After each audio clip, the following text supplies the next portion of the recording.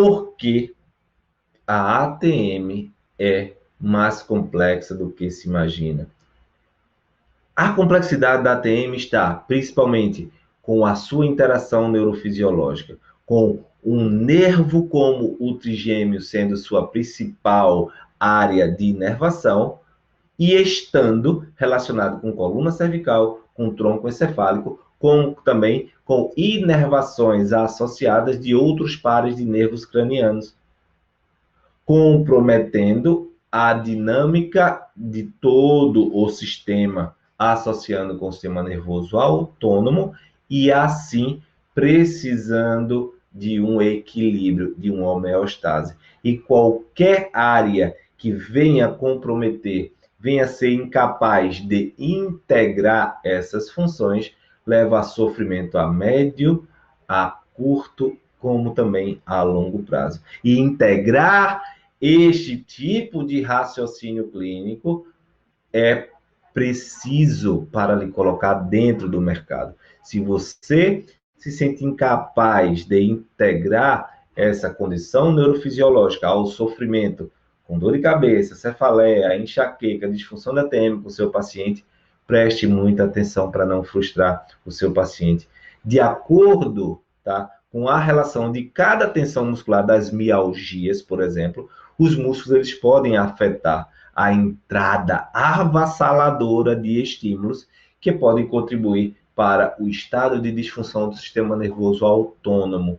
E aí, a sensibilização central ser desencadeada, caracterizando cefaleia e outras comorbidades. E dentro dessas aferências musculares, a gente precisa entender como a coluna cervical e suas inervações vão estar correlacionadas com isso. Então, a coluna cervical, principalmente a parte posterior, né, são áreas possíveis, tá, da região de cabeça e pescoço posteriormente, que sofrem a partir dessa tensão, que sofrem a partir desse desconforto, desse desequilíbrio. E é categoricamente importante que você entenda que possíveis áreas de dor têm relação com essas estruturas cervical posterior, como também do pescoço. E aí podem ter dores referidas em ouvido, em ATM, mandíbula, tá? E porção superior da cabeça, dos olhos. Então veja, a coluna cervical, a porção, postura da cabeça e do pescoço, afetando e podendo esses músculos alterar essa dinâmica dentro de um padrão funcional. É isso que você precisa entender dentro de uma perspectiva de raciocínio clínico. E sabe quando isso pode iniciar? Desde a infância. Eu atendi uma pessoa após 30 anos de ter levado uma queda. Que desde essa queda, na verdade, foi um acidente automobilístico, onde ela foi jogada para frente e para trás e houve um trauma nessa região frontal, no tabeliê do carro. Um tabeliê que antigamente, não sei se você conhece, né, se já entrou em carros mais antigos, os tabeliês eram mais duros, né, a estrutura não era acolchoada, não era tão molinha como atualmente.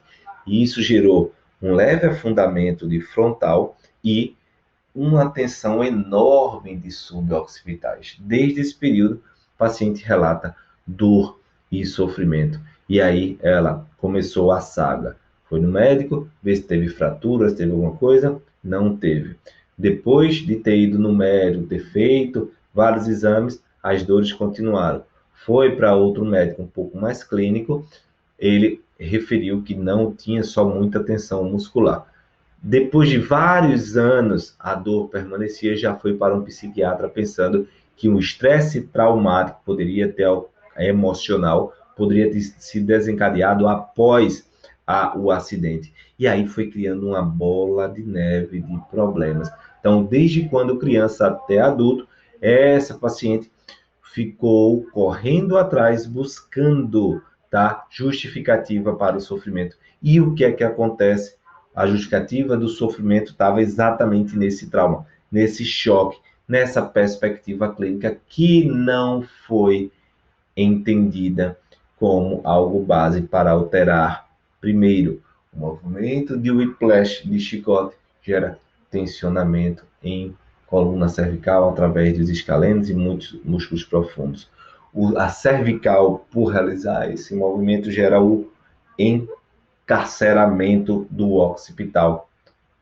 Além disso, nós temos de forma clara um trauma que afeta as meninges cranianas, em especial a central, a longitudinal, onde nós temos a foice do cérebro. E daí comprometendo a região de drenagem craniana através dos vasos e veias dentro do crânio.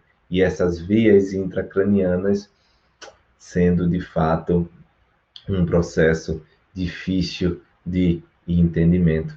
E aí, dor de cabeça em peso foi acontecendo e cada vez mais a paciente estava com suas funções laborais, suas funções profissionais comprometidas e já estava em ponto de entrar literalmente em um problema emocional. Então veja, um acidente, um diagnóstico mal feito vai frustrando, vai alterando as emoções, vai comprometendo. E aí eu lhe pergunto, que tipo de profissional é você? Como você quer cuidar do seu paciente? Você precisa entender a necessidade do contexto de função, de integração, onde esse contexto de função e integração vai para o sistema nervoso periférico, mas também para o sistema nervoso central, integrando com o seu nervoso autônomo, que aí vai exatamente nas funções vitais, qualidade do sono, hormonal, glandular e assim sucessivamente. Então, seu paciente, ele cansa já de procurar profissionais que não resolvem, e esse entendimento faz a diferença, principalmente na abordagem, porque um paciente que levou um trauma, ele precisa decoaptar a sebe, a sincondrose esfenobasilar lá dentro do crânio, melhorar a base craniana com o occipital e diminuir as tensões meníngeas internamente. Tudo isso a gente ensina dentro do nosso treinamento. Hoje a gente tem mais de 400 alunos, mas que é super importante que você entenda dentro do seu controle no processo avaliativo, entender e contextualizar alguns possíveis traumas. E veja como existe esse obstáculo no dia a dia para que você se torne uma referência profissional, porque simplesmente o seu paciente ele não vai e volta sem dor. Ele vai com dor, melhora pouco e ainda volta com dor. Isso é um processo complicado para você manter a fidelização do seu paciente.